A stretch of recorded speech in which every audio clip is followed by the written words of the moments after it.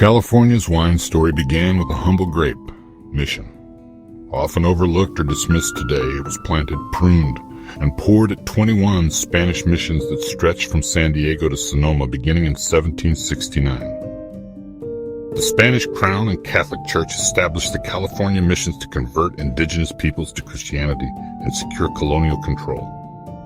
Mission wine was the foundation for the state's $40 billion wine industry. The Mission grape, a dark red variety of Vitis vinifera, also known as Criolla Chica in Argentina and Pais in Chile, is believed to descend from Listan Prieto from Spain's Canary Islands. It was brought to the Americas by Spanish missionaries, and its journey to North America began in Mexico and went northward as the Spanish crown sought to colonize Alta California in the 18th century. Franciscan missionaries, led by Father Junipero Serra, often called the father of American wine, needed wine to celebrate Mass. They needed dependable, easy to grow, and prolific grapes. The Mission grape fit the bill. It wasn't the most nuanced or aromatic varietal, but it was hardy. It thrived in poor soil, endured drought, and ripened reliably. After Mexico secularized the missions in the 1830s, their vineyards fell into disrepair.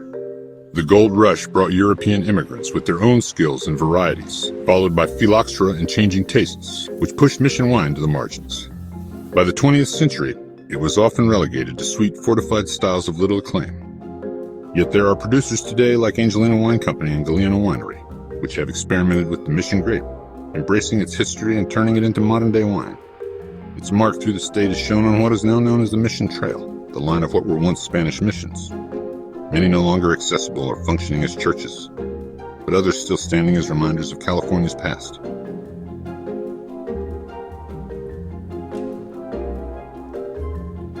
Together, these Mission Trail stops mark the origin of a culture shaped by migration,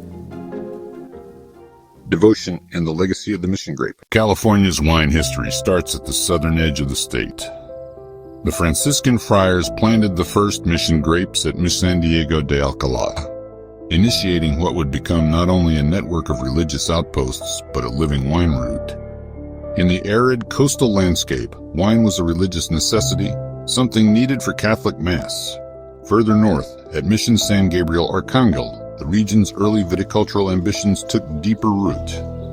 Located just east of today's Los Angeles, this mission became one of the first major sites of wine production in Alta California. At its peak, it produced thousands of gallons annually, a staggering amount for the late 18th century.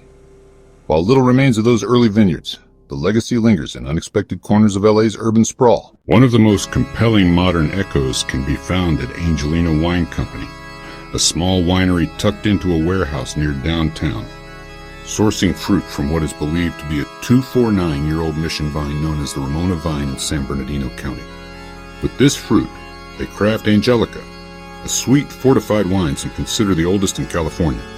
In northern Sonoma, Trent to Do Winery in Alexander Valley continues the Mission legacy with its own Angelica, drawing on a tradition it first bottled in the 1970s. To the south, Galliano Winery in Riverside County tells a different chapter of the story. Founded in 1927, Galliano still farms some of the oldest Mission grape vineyards in the state. Their fortified Angelica is made in homage to 19th century Sacramento wines, deep and sweet. Even the coastal hills of Orange County offer their own reflection of Mission heritage. Nearby, the Mission San Juan Capistrano is one of the most picturesque missions on the trail. And at Mission San Luis Rey de Francia in Oceanside, visitors can find preserved winemaking tools, physical artifacts of a time when wine was made not for connoisseurship, but for ceremony and survival. If Southern California was the birthplace of Mission wine, the Central Coast was its proving ground. In this middle stretch of California, the Mission grape found its rhythm, thriving in drought, ripening under the watchful eye of friars and farmers alike. In Monterey County, Mission San Antonio de Padua remains one of the least visited missions on the trail. Remote and hauntingly beautiful, it offers a glimpse of what early Alta California might have felt like, quiet, vast, and vine-laced.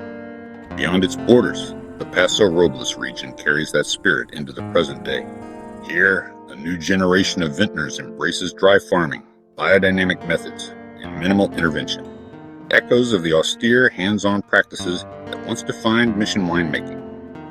Wineries like Tablas Creek and Alta Colina operate with an almost monastic devotion to the land, choosing patience over manipulation and crafting wines that reflect the terroir. This is a fitting evolution in a region that once made wine out of necessity and now does so with focused intention. To the north, Mission San Miguel Arcangel still houses its original wine cellar, its stone walls cool and dark beneath the midday heat. It's not hard to imagine barrels lined up along the dirt floor, tended by novices and indigenous workers in silence.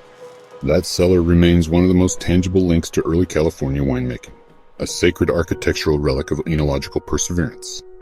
Near Mission San Luis Obispo de Tolosa, cool climate wines now dominate, especially in the Edna Valley and Arroyo Grande. Producers like biodynamic producer Scar of the Sea pursue purity through restraint and craft elegant wines from grapes grown in ocean air, shaped by chalky soils. And east of the coast, the Mission Nuestra Senora de la Soledad, long weathered by wind and time, lies near the Arroyo Seco AVA. Finally, the San Benito AVA holds one of the most quietly powerful sites on the trail, Mission San Juan Bautista. Nearby, Eden Rift Vineyards, crafting delicate, expressive wines, sits on limestone-rich soils and maintains a heritage-focused approach to farming. The Mission grape is no longer the main attraction in the Central Coast region. Still, its spirit endures in winemakers' agricultural and vinicultural choices. Dry farmed vines, natural fermentations, and a willingness to let the land speak. As El Camino Real, the Royal Road, the original name of the Mission Trail, continues north. The terrain opens into vineyard-laced valleys and coastal canyons, leading to one of the trail's crown jewels, Mission Santa Barbara, known as the Queen of the Missions. With its twin bell towers and Spanish colonial elegance, it has long stood as a symbol and a sentinel of early California. Just inland, in the Santa Ynez Valley and Sta, Rita Hills, modern winemakers are crafting wines that feel like natural extensions of this legacy. Many local wine producers embrace the land and its layered past.